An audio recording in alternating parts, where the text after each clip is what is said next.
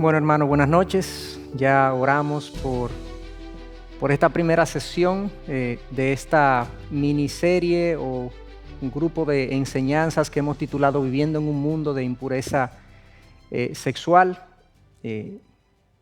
Yo creo que es un tema que nos llama la atención a todos, que es relevante a todos. Quisiera empezar diciendo eso.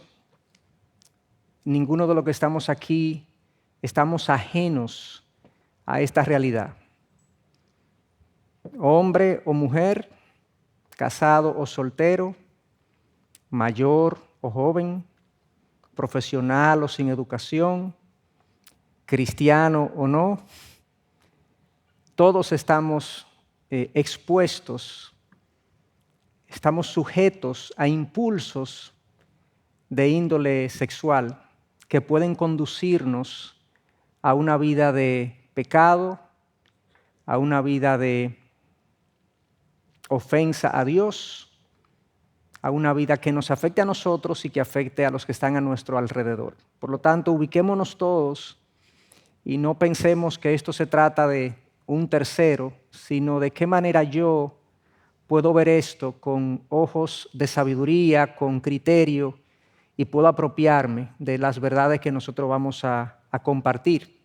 Y yo me incluyo dentro de ese grupo que tenemos que apropiarnos de estas verdades que vamos a compartir. En una primera sesión queremos dar una visión panorámica de la realidad de nuestro entorno, de la impureza de nuestro entorno. En una segunda sesión vamos a ir a la palabra de Dios y a ver cuál es el llamado de la palabra de Dios a la pureza en esta área de nuestra vida. Y en una tercera sesión veremos entonces el camino a la pureza en esta área de la sexualidad. Hoy veremos muchos datos, muchas estadísticas, muchas informaciones para que nos ubiquemos en dónde es que estamos viviendo, en qué generación es que nos ha tocado vivir. Comenzando entonces con una definición secular. Quiero hacer el énfasis que esto es una definición secular, luego vamos a dar la definición que entiendo bíblica.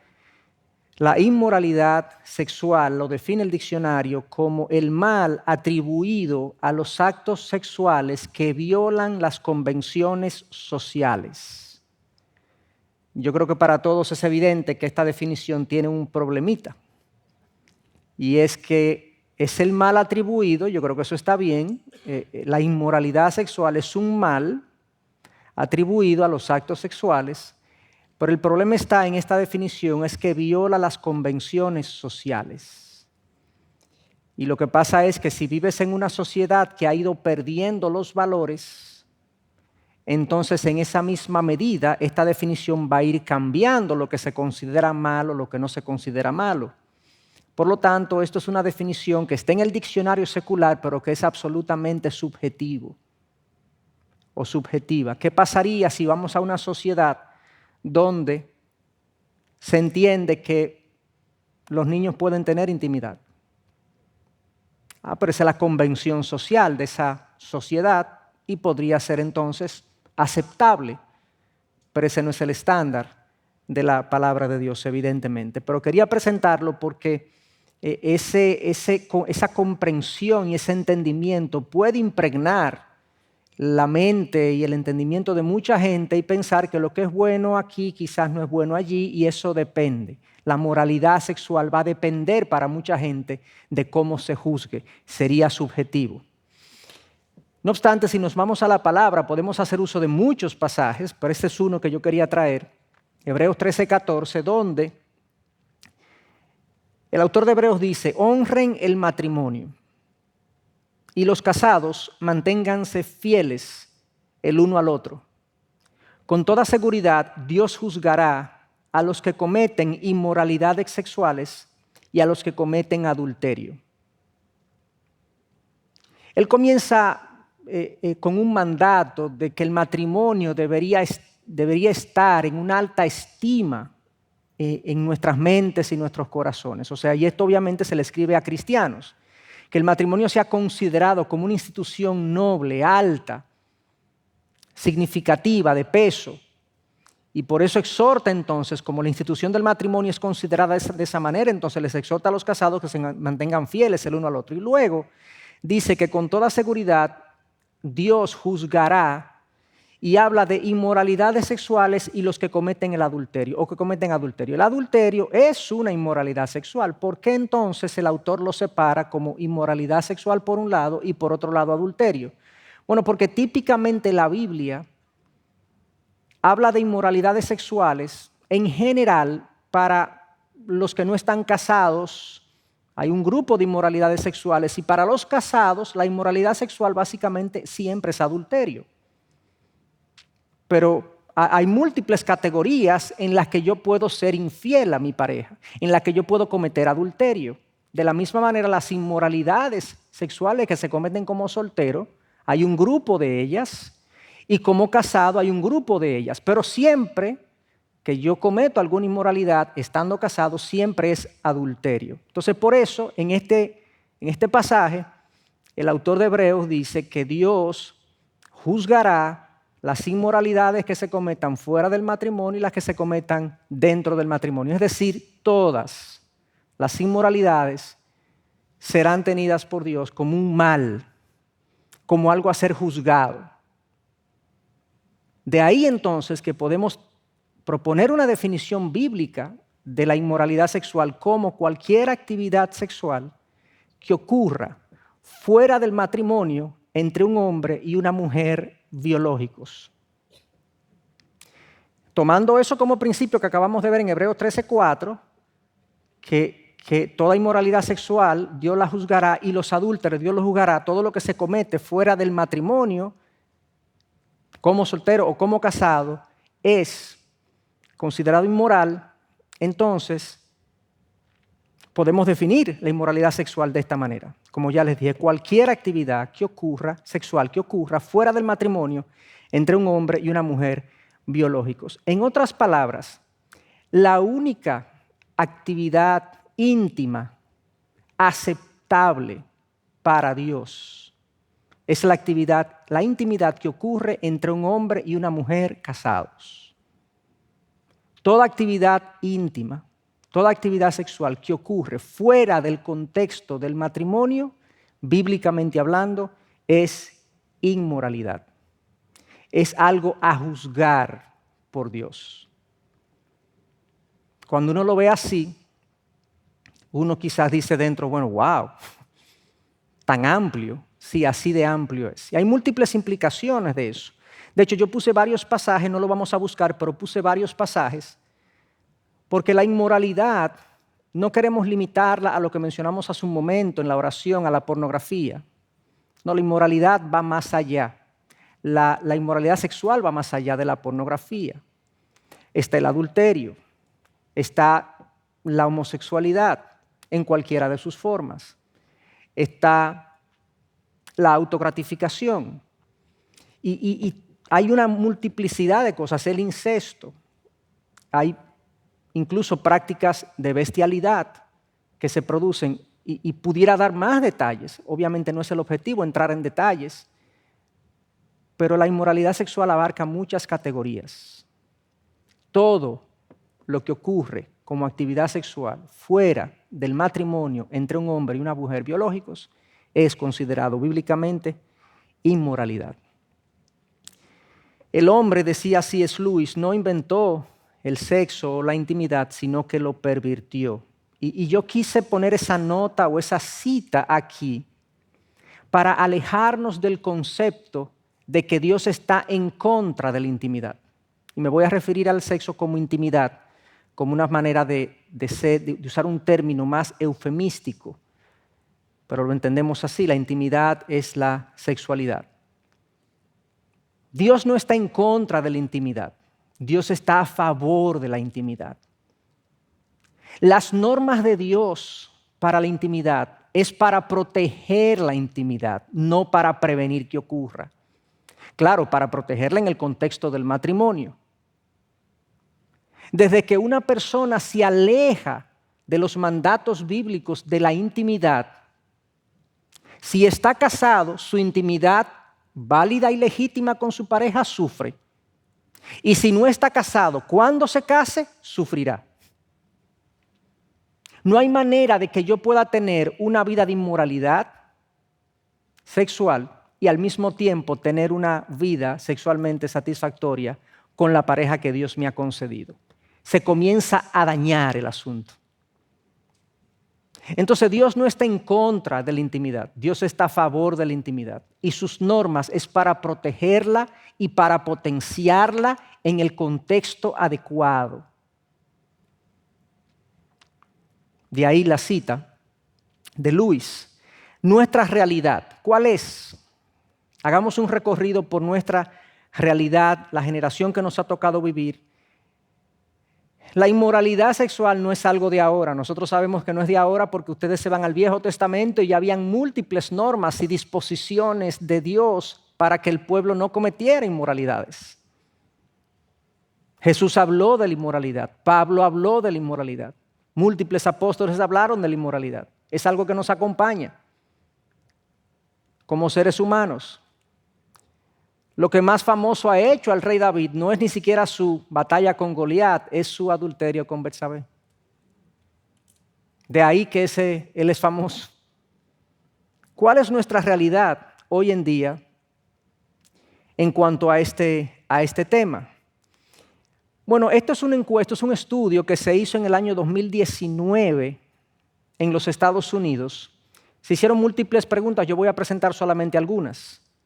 Una de las preguntas era, ¿qué tan aceptable es la intimidad entre adultos no casados en noviazgo? Entre un novio y una novia. ¿Qué tan aceptable es que ellos tengan intimidad? Estos fueron los resultados. Si se fijan, la primera...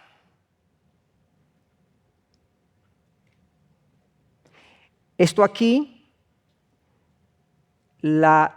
hubo un porcentaje de 33% de personas que se llaman cristianas y un 62% de no cristianos que entienden que siempre es aceptable tener intimidad entre novios. Es algo normal. 62% en personas no cristianas, 33% en personas que se denominan cristianas.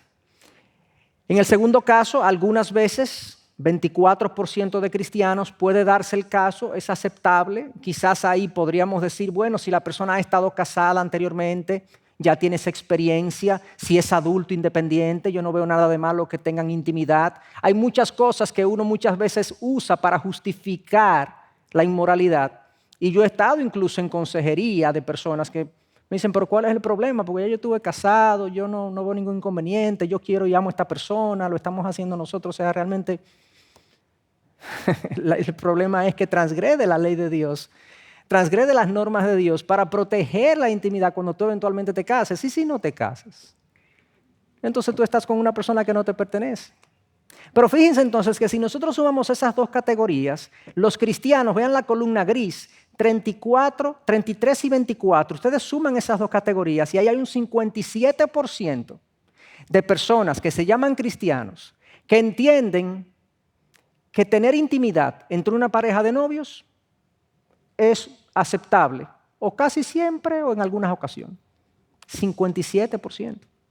De los no creyentes, 62 más 17, casi un 80%. O sea, la gran mayoría del mundo que nos circunda entiende que una pareja de novios, una pareja que tiene una relación, no hay ningún problema, no hay ninguna situación con que tenga intimidad. De hecho, los que no la tienen son los raros. De hecho, lo que se les recomienda hoy en día a nivel incluso de consejeros y terapeutas es que no, tú tienes que conocer tu pareja. Y ese es un área importante. Eso es importante que tú conozcas antes de. Y se pone el famoso ejemplo del vehículo. Hoy tú compras un carro sin probarlo. O sea, estamos comprando un carro, O sea, qué analogía más pobre. Pero mucha gente educada y capaz hace análogo la intimidad y la relación entre dos personas como un matrimonio con la compra de un vehículo. Y a mucha gente como que le prende la analogía y dice, oh sí, claro, no, yo no compro un carro sin montarme en él primero, sin probarlo. Entonces fíjense cómo vivimos en un ambiente donde la intimidad entre novios es absolutamente aceptada. Entre no cristianos es casi general, entre cristianos la mayoría 57%. Yo no creo que esos números difieran mucho de nuestra realidad. La otra pregunta que hacía ese estudio, ¿es aceptable la intimidad casual entre adultos no casados? O sea, personas que no tienen un noviazgo, que no tienen una relación de noviazgo, sino que se conocen, se atraen, pueden tener intimidad. Miren los datos, lo que dicen. 18% cristianos dice que sí, que puede ser que sí, que siempre, que claro, que si tú tienes una buena química con alguien, pues ¿cuál es el problema? Un 32% dice que algunas veces de cristianos. En el caso de no cristianos, 50% dice que no hay ningún problema con eso y 33% dice que algunas veces. O sea que otra vez los datos se parecen a esta primera pregunta. En el caso de los cristianos, más de un 50% dice que no habría problema. Una intimidad entre dos personas que no tienen una relación de noviazgo, que sencillamente se conocieron, se atraen, se están tratando y no hay problema con la intimidad. Y en el caso de no cristianos, un 83% entiende que no habría problema. Eso es parte de lo que nosotros nos ha tocado vivir. Sigamos con los datos. Miren esta va un poquito más allá. Es aceptable que personas que están en una relación de noviazgo salgan o tengan intimidad con otras personas, lo que le llamamos una relación abierta. Miren estos datos. La misma encuesta. 6% de cristianos dijo que sí, que no hay problema. No, yo definitivamente, obviamente, ahí hay un problema. Yo no puedo juzgar el corazón de la gente, pero hay una comprensión muy, muy dudosa de la palabra de Dios. En el caso de los no cristianos, siempre no hay problema. Casi 3 de cada 10 personas en el mundo dicen que tener relaciones abiertas está bien. En el caso de algunas veces, 12% de cristianos, y en el caso de personas no cristianas, 27% dicen que sí. O sea que si uno suma 6 más 12 de cristianos, 18% dicen que no habría problema en que personas tengan una relación y salgan con otras personas o tengan intimidad con otras personas. En el caso de los no creyentes, casi un 60%. Sorprendente. Sorprendente. ¿Es aceptable la intimidad en la primera cita? Una persona que se conoce con otra y salen en una primera ocasión, la primera vez que salen, ¿es aceptable tener intimidad? Miren los datos. 3% de cristianos, 8% de no cristianos, pero ya algunas veces, miren cómo se dispara, 16% de cristianos y 41% de no cristianos. O sea, yo quiero pensar en qué condiciones es aceptable que tú apenas conoces a una persona, tengas intimidad con esa persona. ¿Cuáles son las condiciones para responder algunas? Bueno, algunas veces depende. ¿De qué depende? Tú apenas la conoces, tú no sabes por dónde esa persona ha estado. Pero esa es la manera de pensar en la que nosotros estamos inmersos. Porque como vivimos en una generación que ha abrazado el placer como su objetivo en la vida, vivimos en una generación conceptualmente hedonista, ideológicamente hedonista, o sea, que busca el placer. La gente entiende que la vida bien vivida es la vida dada al placer y donde se minimiza el dolor. Entonces, como eso es así, bueno, pues la intimidad me produce placer, pues mientras más yo consiga y mientras más yo tenga de eso, mejor, más feliz, más pleno yo me voy a sentir. Pero son conceptos contrarios a lo que la Biblia dice. Y la Biblia aquí no quiere ser una aguafiestas de nuestro placer, no, todo lo contrario, porque como vamos a ver en esta y en otras ocasiones, mientras más libertades yo me doy en el ámbito de la intimidad, mientras menos valores o principios o convicciones yo tengo, mientras menos frenos yo tengo, menos plenitud tengo en esta área precisamente. Es paradójico, pero así es que funciona. Dios nos diseñó de esa manera. Sigamos viendo algunos datos. Personas que usan aplicaciones de citas, y esto ya entramos al plano tecnológico, al plano del uso de los dispositivos. Hoy en día, fíjense cómo ha aumentado significativamente el uso de estos dispositivos de cita. Y con ello no estoy diciendo que todo el que usa un asunto de citas está mal. Yo creo que hay algo a observar, a conversar, al menos a conversar, porque cada vez la gente quiere tener menos interacción personal y más interacción digital. Hay múltiples riesgos asociados a estas búsquedas digitales de pareja, múltiples riesgos asociados. Pero fíjense cómo ha dado un salto de 30 a 52% del 2015 al 2019. Esas son personas que nunca han estado casadas, un 52% usa aplicaciones de cita. Viviendo con alguien, del 15 al 46%, o sea, personas que están en una relación viviendo con alguien no casados, 46%. Perdón, pueden haber personas casadas o viviendo con alguien en ese dato. Pero algo que y por último, perdón, para concluir la estadística, personas que estuvieron casadas, 19 y 35 ahora, 35%, o sea, personas divorciadas, viudas o separadas, ahora hacen uso mucho más frecuente de este tema de las aplicaciones de cita. Algunas de ellas son explícitamente inmorales desde su entrada, lamentablemente.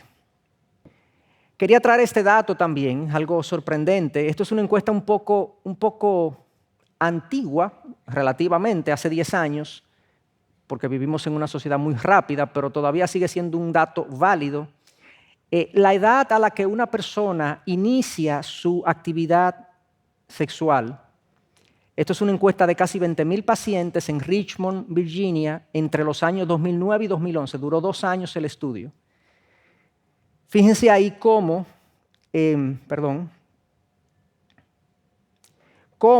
de los 10 a los 13 años, un 15% de las mujeres y un 22% de los hombres han iniciado su actividad sexual. De los 14 a los 15, un 31 más un 27. Si sumamos, lo que nos dice este dato es que a los 15 años, en esta encuesta hace 10 años, 15 más 31, un 36% de las mujeres ya había tenido intimidad sexual. Y un 46%. Y 22 más 27, casi un 49% de los hombres a los 15 años. De hecho, todo el estudio, no lo tengo aquí el dato, pero todo el estudio decía que la edad promedio de toda la muestra era 15.6 años en cuanto a la iniciación de la intimidad sexual. Ya a los 16, 17, prácticamente, cuando viene a llegar a los 18, casi el 100% de los muchachos ya han tenido intimidad en Estados Unidos según ese estudio. No sé a ustedes, a mí me sorprendió el dato, lo joven, lo temprano, lo irreflexivo que este dato, que nos muestra este dato que está haciendo la juventud. Ciertamente preocupante.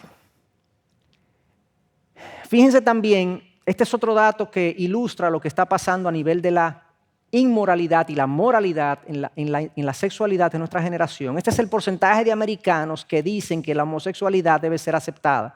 Yo no estoy poniendo datos aquí de cuántos homosexuales hay, de cuál es la inclinación. No, yo estoy poniendo el dato de cuál es la concepción de la sociedad en cuanto a esta preferencia, como le llaman, ¿no? Desde el año 94, fíjense, la línea verde ha crecido desde un 46% a un 72%. O sea, en los Estados Unidos, en el 2019, un 72% de las personas entienden que la homosexualidad es algo que debe ser socialmente aceptado. La práctica. Fíjense cómo ha ido disminuyendo la línea azul, aquellos que dicen que no debe ser aceptado. Y hay algunos indiferentes ahí entre uno y otro. O sea que, por eso puse esta otra categoría, porque como les dije al principio, la inmoralidad no tiene que ver solamente con la pornografía. Hay múltiples prácticas, la iniciación de la actividad sexual, fuera del matrimonio, personas que en la primera cita, personas que ni siquiera se conocen, que no están casados, obviamente, la homosexualidad. Todas estas cosas son prácticas que caen fuera de la definición que dimos de moralidad sexual según la palabra. Fíjense lo que ha pasado a nivel mundial. Esto es a nivel mundial, desde el 2002 al 2019, en Inglaterra, UK, miren aquí arriba, UK, Canadá, Argentina, Estados Unidos, México, Japón, Sudáfrica, Corea del Sur, India y Kenia. En todos los casos, el concepto de que la homosexualidad debe ser aceptado ha crecido, ha crecido, ha crecido, ha crecido, ha crecido. El mundo entero entiende abrumadoramente casi que la homosexualidad debe ser aceptada socialmente y eso es cada vez más, eso va a seguir creciendo y está creciendo. Recientemente habrán leído la noticia de que los conocidísimos dibujos animados de Peppa incluyeron una pareja lesbiana dentro del desarrollo de la trama de los muñequitos. ¿Cuál es la necesidad? Porque mantengan eso en lo que es una entretención infantil. No tiene que meterse una ideología de índole sexual. Pero fíjense que no es un fenómeno americano, es un fenómeno mundial, promovido, obviamente, por los Estados Unidos de manera fuerte y por Europa, países nórdicos, de manera fuerte. Como ya vimos en las dos sesiones que tuvimos de qué es una mujer, esto es un ejemplo de unos tags, de unos sellos. Cuando tú llegas a una actividad, por ejemplo, donde te van a servir un cóctel y demás, hay algunas personas que se ponen un identificador. Este es un tag. En muchos países ya se están usando estos tags. Dice, hello, my pronouns are, o sea, mis pronombres son she and her, they and them, he or him. O sea, puede haber una persona que sea biológicamente un hombre que ponga en su identificador que sus pronombres son, él es un hombre, pero él dice, no, yo soy ella, llámame como ella. Y de hecho yo que estuve fuera recientemente, fuimos a un estadio de pelota a ver un juego y había una persona que estaba acomodando a los fanáticos y esa persona tenía un identificador de este tipo. O sea, yo lo había visto ya, pero no lo había visto en persona. Tenía un identificador donde decía su nombre y los pronombres que estaban abajo. Y mi esposo y yo estuvimos viéndolo, no sabemos qué era exactamente, pero estamos casi seguros que era, estamos casi seguros que era un hombre, pero sus pronombres eran femeninos. Y su apariencia era femenino, pero era un hombre, entendemos nosotros. Según la explicación técnica de estos grupos, fíjense la nota que yo puse abajo, si accidentalmente tú usas el pronombre incorrecto, discúlpate rápidamente y sinceramente y luego sigue adelante. O sea, es considerado una descortesía que si tú ves un hombre y tú lo llamas por hombre, él se ofende. De hecho, es considerado un abuso infantil si un niño quiere ser considerado con un pronombre que es diferente a su sexo biológico y se le dice, no, mi hijo o no, mi hija, tú eres, es un abuso infantil en múltiples países. La condición de nuestro mundo es que nuestros jóvenes han sido educados en escuelas que profesan ofertar educación libre de valores, moralmente neutrales. Los libros de textos y los profesores expresan, no te podemos decir lo que está bien o mal, tú debes decidirlo por ti mismo, solo podemos hacerte consciente de las opciones. Esto es un antiguo secretario de Estado de Educación de los Estados Unidos. O sea que hablando de que la educación en los Estados Unidos y en muchos países se ha vuelto una educación moralmente neutral. Decir que algo está bien o está mal ya está en desuso. Lo que se está tratando es de que se le diga a los muchachos lo que es, las opciones que hay y ellos decidan entonces, no tanto en el ámbito de la sexualidad, sino en otros ámbitos, que deben decidir, que ellos lo decidan por sí mismos. Bueno, ¿y qué podemos decir de este tema de la pornografía? La pandemia pornográfica, creo que es un término muy apropiado que yo no tengo que explicar qué significa pandemia, Pandemia es, para los que no lo saben todavía, después de 3 años de COVID, es un mal que se disemina en los 5 continentes, por todo el globo terráqueo. Cuando un virus, un mal, una condición médica, una infección, se disemina por los 5 continentes, doctor, es así, ¿verdad? Si se disemina por los 5 continentes es una pandemia. 3 regiones, perdón, recojo un chin, con 3 regiones. Pues esto es más que una pandemia, porque esto está en los 10 continentes y son 5. La pandemia pornográfica, puse pornografía. ¿Qué es la pornografía? Comencemos definiéndola. Me ha llamado la atención, como yo he estudiado el tema por un tiempo ya, hay artículos escritos y en libros escritos acerca de este tema hay capítulos dedicados a definir qué es la pornografía. Hay mucha controversia. Si pornografía implica un desnudo, si no implica un desnudo, ¿qué es la pornografía? Hay mucha controversia al respecto, pero yo creo que al final podemos definirla de una manera muy, muy sencilla. Comencemos definiendo etimológicamente lo que la palabra significa. Porne, la primera parte, porne significa prostituta y grafo significa escritos. Pornografía, por lo tanto, se trata de un escrito o tratado de prostitutas. Es la presentación del comportamiento erótico o sensual, y aquí está la clave, con el objetivo de estimular sexualmente a una persona. Ese es el objetivo. En este sentido, todo material que estimule sexualmente a alguien es por definición pornográfico. Esta palabra pornografía no aparece en la Biblia como tal, pero sí aparece la palabra porneia, que incluye múltiples inmoralidades sexuales. Ahora, ¿qué es lo que quiero enfatizar aquí? Esta parte es lo importante. Si incluye un desnudo, si no incluye un desnudo, eso no importa. Todo lo que me estimule o estimule a una persona de alguna manera en este ámbito es pornográfico.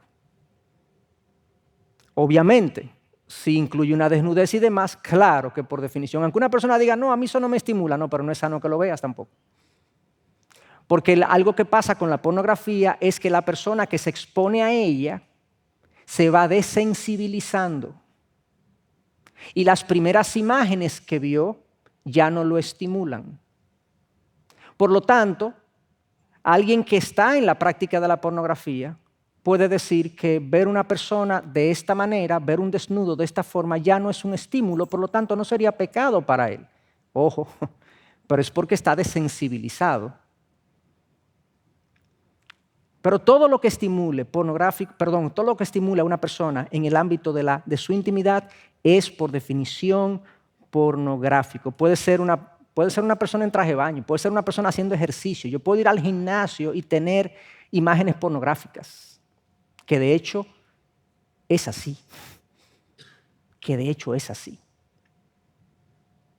Entonces, aquí hay varios frentes que cuidar. Obviamente hay un frente que cuidar de no ver y consumir material o ver imágenes o ver personas que estimulen sexualmente a uno. Pero el otro frente está en que yo no sea tampoco un generador de estímulo para otros, en la medida de mis posibilidades. Especialmente, pero no únicamente, a las mujeres, en su forma de vestir, en su forma de exhibir su cuerpo. Lo que tú te pones es importante. Tú puedes decir, bueno, pero si alguien piensa lasciviosamente de mí porque yo me pongo esto, pues es un problema de él. No, puede haber un problema en ti también. Tienes que revisarte. Tienes que revisar tu manera de vestir. Tienes que revisar si dibuja mucho tu figura, si el contorno de tu cuerpo se torna atractivo, si se torna seductor, si se torna pornográfico. Porque tenemos que cuidar los que ven y los que producen.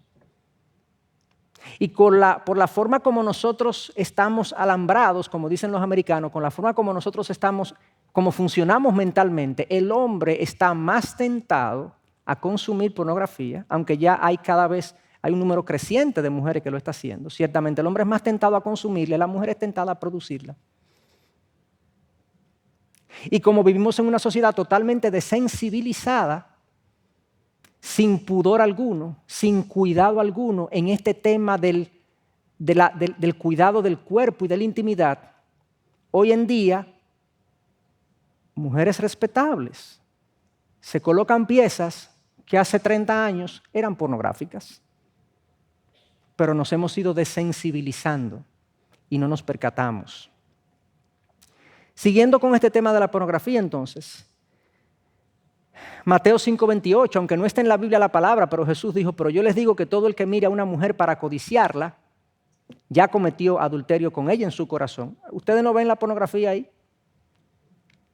Si yo miro a una persona con pasión sexual que no sea mi esposa o mi esposo, ya he cometido adulterio, en este caso si está casado, y si no estoy casado, entonces ¿qué cometo? Cometo fornicación.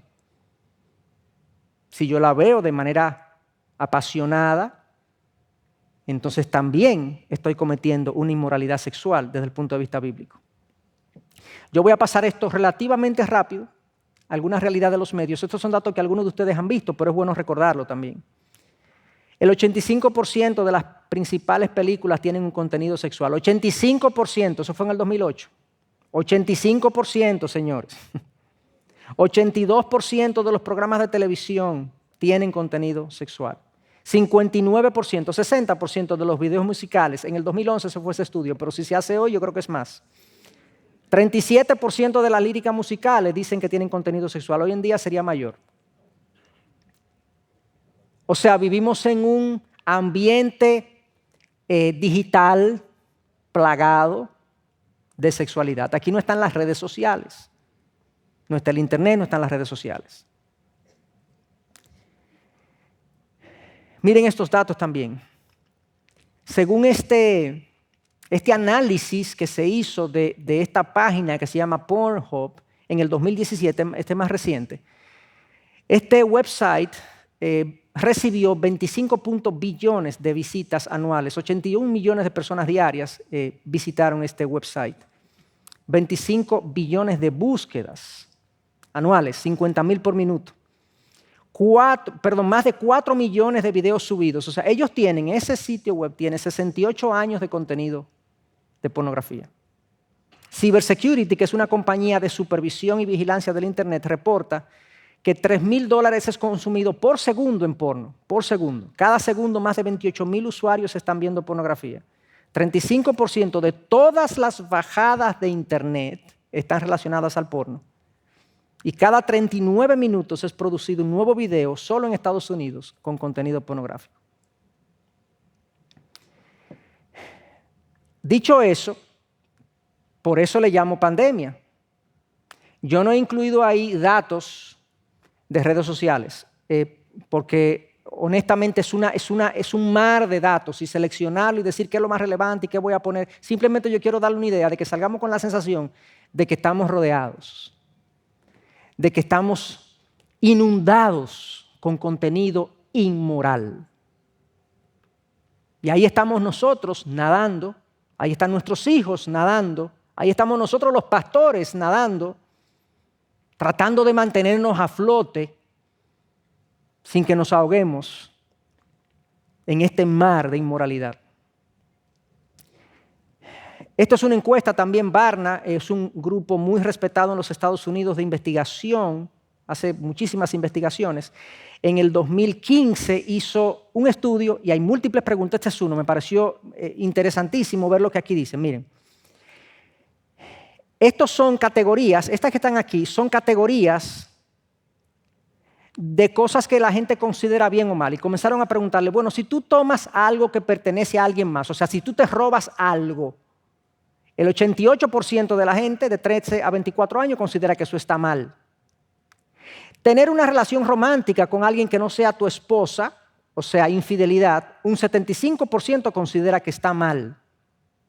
Decir mentiras, 71% considera que está mal. No reciclar, 56% considera que está mal. Y así sucesivamente, pero lo que llama la atención es que ver imágenes pornográficas, 32% considera que está mal. O sea que de las personas de 13 a 24 años, es peor no reciclar que ver pornografía. Y en los que son mayores de 25 años, que está aquí, lo mismo, aunque los valores difieren uno de otro, pero se mantienen el orden. Un 45% entiende que no reciclar está mal, bueno, aquí un 54%, un poco más. Pero, por ejemplo, decir mentira es peor que yo ver pornografía. Es evidente que, claro, en un ambiente donde tanta gente consume pornografía, en parte lo que está pasando es que mucha gente no lo considera malo. Esto es consistente con lo que acabamos de decir, con la inundación que tenemos. Pero es obviamente sorprendente que alguien considere que ver una imagen pornográfica no es tan malo como dejar de reciclar una botella de plástico. La lujuria o pornografía no respeta personas, agudos profesionales, hombres y mujeres, contratistas, estudiantes, carpinteros, artistas, músicos, pilotos, banqueros, senadores, plomeros, promotores y predicadores también. Su voz fascinante puede infiltrar la mente más inteligente y hacer que su víctima crea sus mentiras y responda a su atractivo. Y cuidado, porque nunca se da por vencida. Por eso es una pandemia. No solamente está en todo lugar, está en todas las categorías sociales, a todo lo largo de las profesiones, no importa quiénes sean, todo el mundo está expuesto a esta impureza.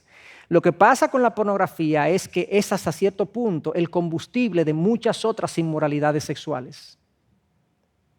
No la podemos ver aislada de todo lo que está pasando, de todo el aumento de violaciones, de agresiones sexuales que ha habido a todos los niveles. Obviamente hay una conexión. Hay una sociedad hipersexualizada, con una hiperatención en todo este impulso sexual que tenemos. Es algo descontrolado, que hay muchos voceros que están diciendo no hay problema, suelten los límites, no hay problema, eso es bueno, pero al mismo tiempo estamos recibiendo las consecuencias en los matrimonios y en la sociedad de lo que es una sociedad sin freno en este ámbito de lo sexual.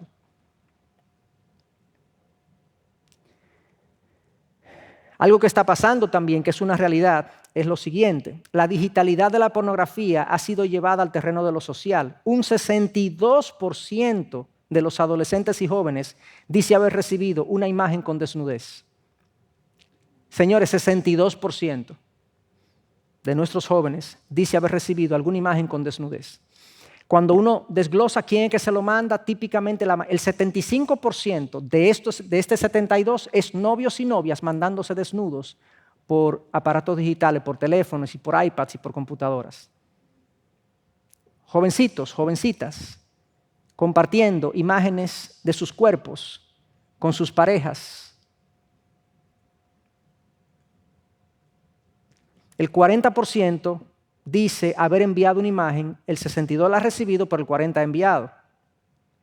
Y ya mencioné esto, un 75% de los que envían lo hacen a sus parejas, lo que habla de la popularidad del sexting, que es la actividad de yo charlar sexualmente.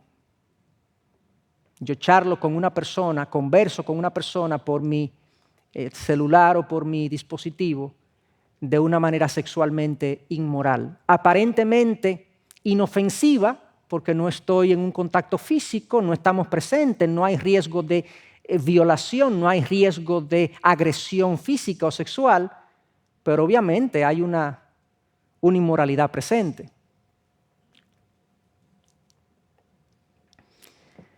Algunas cosas adicionales, al menos una vez por mes, casi 80% de los hombres entre 18 y 30 años están consumiendo pornografía, 67% de los que están entre 31 y 49, o sea, casi 70%, y 50% de los hombres mayores de 50 años hasta los 68.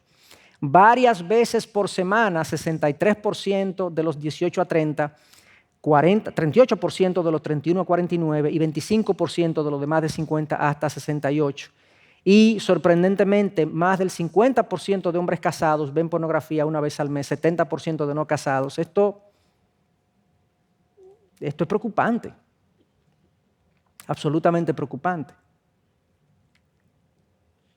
Aquí hay dos datos importantes que yo quiero mencionar. Y es lo siguiente. Miren esto aquí, se cruzó con pornografía o buscó pornografía. Oigan lo que pasa.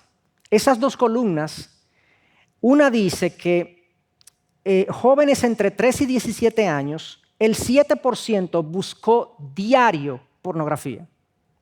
Y el 8% buscó diario y el 7% se cruzó diario con pornografía. En la categoría semanal dice que un 21% se cruzó con pornografía y un 18% buscó pornografía. ¿Cuál es la importancia de eso? De ese que se cruzó, o sea, una persona que está interactuando en una red social, que está en su computadora haciendo un trabajo, que entra al internet a buscar una definición y se cruza con pornografía.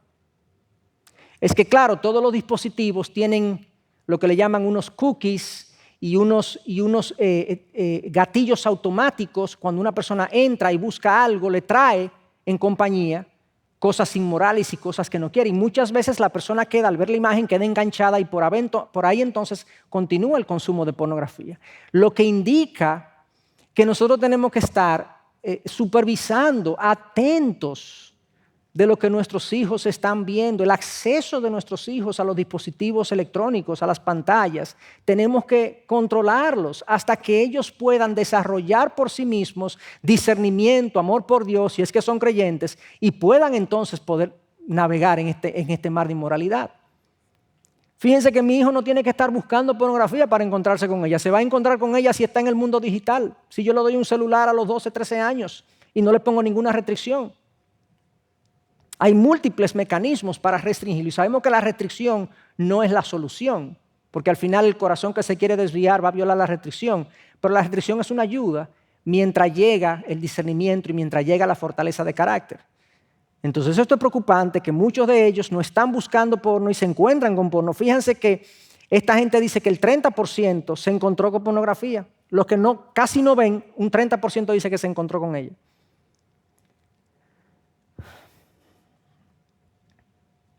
En los jóvenes lo mismo, un poco mayores, pero toda la data tiene la misma explicación, pero estos valores son mayores porque son jóvenes de más edad. Para terminar esta parte de estadísticas, la búsqueda de hombres, bueno, ahí están los no cristianos, un 72% lo hace 1 o 2 veces por mes, 41% de cristianos. Fíjense las edades abajo. Y un dato que quería traer también de las mujeres, es cada vez más frecuente el uso el consumo de pornografía por parte de mujeres, algo que no se veía mucho antes, pero ya está siendo cada vez más frecuente encontrar mujeres sujetas o sometidas a la esclavitud de la pornografía, y muchas de ellas no pueden salir de ahí por múltiples razones. Entonces yo quería dar una luz también acerca de la adicción pornográfica, porque lo que sucede es que la pornografía no se queda en un consumo inerte o estéril que no produce un efecto, tiene un efecto. De hecho, la adicción pornográfica pertenece a lo que se conoce como adicciones sin sustancia.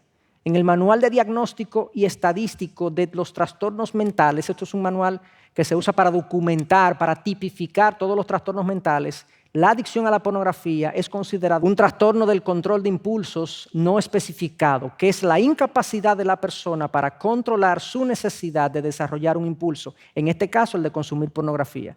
O sea, hay personas que son adictas a esto, adictas. ¿Y cómo yo veo una adicción? ¿Cómo yo puedo evaluar una adicción? Bueno, dificultades para estar un día entero sin ver pornografía. Si tú si tú te sientes ansioso porque no puedes pasar un día entero sin ver pornografía, eso es un indicador de una posible adicción. En alguna ocasión has sido sorprendido por relacionados, padres, hermanos, cónyuges, viendo pornografía, algo que tú sabes que no debes hacer y has sido sorprendido. Es posible que sea una indicación de adicción, porque tú estás arriesgando una relación por estar viendo pornografía. Preferir abandonar otras tareas sociales, como estar recreándote con los demás. No, yo prefiero estar en mi casa solo, en mi baño solo, ese tipo de cosas también son un mal indicador y es una posible adicción, indica una posible adicción. Verse a menudo envuelto en la búsqueda de contenidos cada vez más exóticos porque lo tradicional resulta monótono y aburrido. Si has comenzado a subirle el tono a las imágenes que ves y a los contenidos que ves, eso es preocupante también. Consumirlo en lugares donde podría generar problemas en tu trabajo, en una casa ajena, en un lugar público. Es muy típico que el adicto a la pornografía obviamente se aprovecha del secreto, quiere que no lo vean y usa incluso máquinas de otra persona, usa teléfono de otra persona. Es como tirándole la papa caliente a otra persona, porque esa otra persona quizá tiene un cónyuge también y dice, ¿qué es esto? No he visto eso. Y fue fulano o fulana que lo usó. Increíble. A veces hermanos usan los celulares de otros hermanos o de otros amigos para ver pornografía y no ser ellos mismos expuestos. Disminución del apetito por intimidad con tu pareja, y si no tiene pareja, la persona tampoco quiere porque él tiene su mundo resuelto en su mundo de autogratificación. Proponerse dejarlo y volver a caer, tener que borrar el historial de navegación por temor a ser descubierto, problemas para concentrarse en las actividades diarias, consumo en crecientes cantidades y por tiempo prolongado. Todos estos indicadores, si tú viste estas cosas, esta lista, hiciste check, check, check, sí, a 3, según lo que saben de esto, posiblemente tú estás en una adicción a la pornografía. Al menos 3 que pudiste reconocer como hábitos o patrones en ti, posiblemente estás enfrentando una adicción a la pornografía. Y lo que pasa es esto, es que hay una espiral decadente. Primero tú te expones y consumes, luego te haces adicto, luego profundizas en contenidos más explícitos, luego te desensibilizas y luego quieres llevar a la práctica lo que has visto. Y personas que han comenzado en el consumo de pornografía han terminado haciendo uso de personas para tener intimidad, que no son su esposa, contratando la intimidad, pagando por ella, etcétera, etcétera. Con todas las consecuencias que ello implica, con todos los riesgos que eso implica. Esto está documentado, o sea, ninguno de nosotros se va a salir de estos patrones, así es que nosotros funcionamos. Algunas veces nosotros pensamos que a nosotros no se nos va a reproducir ese patrón, que a nosotros no nos va a pasar ese mal que yo estoy hablando. Pero Dios no puede ser burlado. Lo que el hombre siembre, eso cosecha. Este autor, y ya estoy terminando, este autor secular, oigan lo que dice, hoy asistimos a la idolatría del sexo. Los medios masivos de comunicación, y en especial el cine y la televisión, nos lo han vendido en bandeja. Hay sexo por todas partes, sin afectividad ni amor, sino como una ruta serpenteante, divertida y traviesa, en la que se mezclan valores como la conquista, la búsqueda del placer y el disfrute sin restricciones. Los medios prometen la liberación y el encuentro con uno mismo en paraísos de sensaciones maravillosas. Sexo sin fin, diversión, juego caprichoso. Así se pretende engañar y convencer al hombre de que sexo y amor significan lo mismo. Todo desde un punto de vista material y deshumanizado. Yo fui intencional en poner esta cita secular. No es cristiano este individuo. Él es un psiquiatra español que ha visto en su propio consultorio la degradación de las relaciones entre hombre y mujer, entre familias, en la sociedad, producto de esta mala presentación de una sexualidad distorsionada, no comprometida. Y obviamente tiene consecuencias. ¿Qué nos toca a nosotros? Algunas aplicaciones preliminares. Y esta no es la sesión para hablar de qué vamos a hacer, pero yo quería no irnos con esta presentación y esta sensación de que quién podrá defendernos y qué vamos a hacer. Estamos sumidos, nos vamos a ahogar. En la tercera sesión vamos a hablar del camino a la pureza, pero yo quería dejar algunas cosas claras desde el principio. Nosotros no vamos a poder hacer frente a a esta avalancha, a esta inundación, sin un cultivo diligente de nuestra relación con Dios. Como dice el pastor John Piper, este fuego se apaga con otro fuego. Esta pasión se aplaca con la pasión por Dios, por su verdad, por el gozo que Dios puede dar. El gozo que Dios puede dar es mayor que lo que la sexualidad desviada puede dar. No nos confundamos. Creerlo diferente es creer una mentira que el mundo y Satanás nos quiere vender.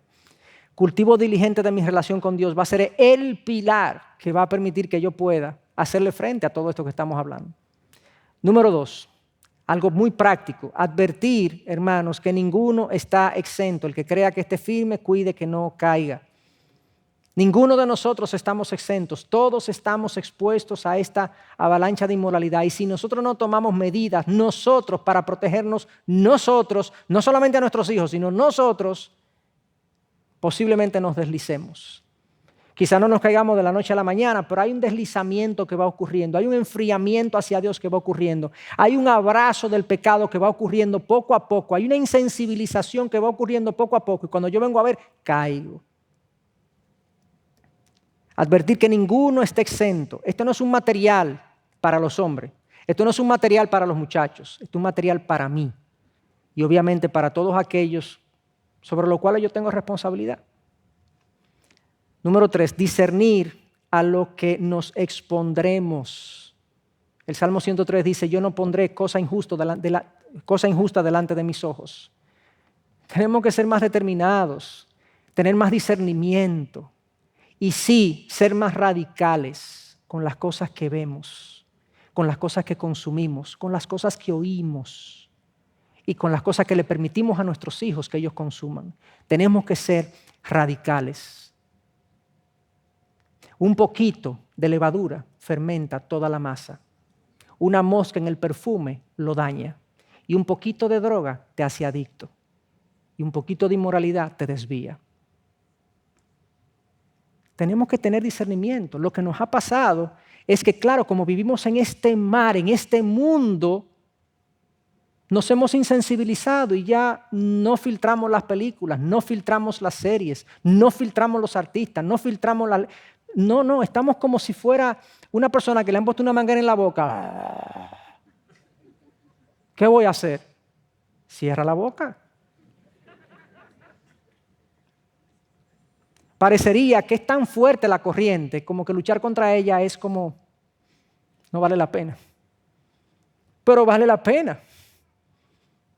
Porque en este mundo tendremos aflicción, dice la palabra, pero confiemos que Cristo venció el mundo.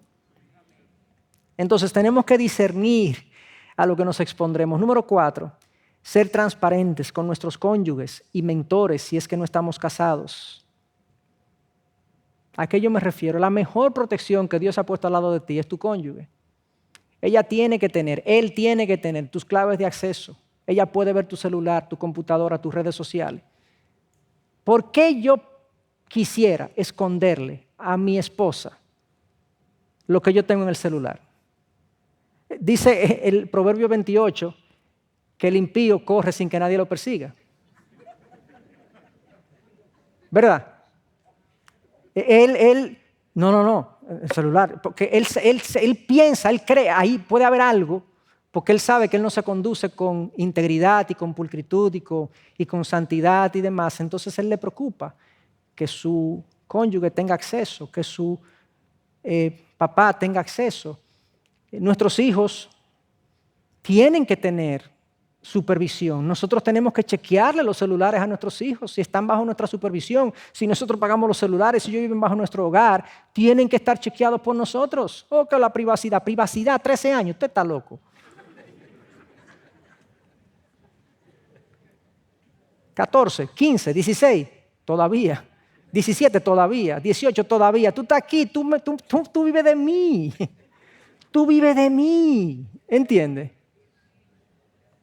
Entonces, suena jocoso, pero yo no quiero que nos llevemos la risa. Yo quiero que nos llevemos... El sedimento de esto es, tenemos una responsabilidad de supervisar y cuidar sus corazones y sus almas. Entonces, claro que mi esposa tiene que tener acceso a mi celular. tiene que tener acceso a mis redes sociales, tiene que poder ver mis mails. Lo tiene que ver si ella quiere y si él quiere. Eso no es intromisión, eso no es claro. Obviamente hay personas que tienen otros problemas y desarrollan una compulsión y un temor y un celo por estas cosas. No, de manera funcional, yo no tengo problema con que mi esposa revise mi celular y debería ser así. Ahora ella no me lo está revisando todos los días, gracias al Señor. No porque tenga nada ahí, pero no sé si ya me lo revisa todos los días, como que yo digo, pero ven acá, tú no confías en mí. Sí, tenemos que ser transparentes. Entonces, ¿qué pasa cuando yo no soy transparente con mi esposa, con mi esposo? Que eso erosiona la confianza de la relación. Y entonces al erosionar la confianza de la relación, ya yo no me siento tan cómodo contigo. Y como no me siento tan cómodo contigo, yo no soy tan cariñoso contigo. Y como yo no soy tan cariñoso contigo, eso entonces pone muchas otras cosas, se desencadenan. Hay una distancia, una frialdad, una cosa, no tú, yo no sé qué. Y comienza la distancia a separarse. Y todo comenzó con una falta de transparencia. Quiera Dios sanarnos en eso. Y supervisión, ya lo mencioné, sobre todo lo que nuestros hijos ven. Con eso yo he hecho un recorrido de lo que es el entorno en el que nos ha tocado vivir, retante, desafiante, complejo, pero conquistable si nos aferramos a los principios de la palabra. No estamos solos, Dios no nos ha dejado solos, tenemos el mismo poder que resucitó a Cristo de entre los muertos, lo tenemos en nosotros, a nuestro favor, ayudándonos a luchar contra el pecado. Por más grande que parezca, por más plagado que esté este mundo, podemos hacerlo en el poder del Señor. Así que Dios nos siga sensibilizando hacia esta importante área que ustedes saben, la mayoría de aquí tiene tiempo viniendo a la iglesia, pero no ha sido frecuente el trato de estos temas en la iglesia general, pero lo hemos entendido pertinente porque la realidad que estamos viviendo nos preocupa, nos inquieta.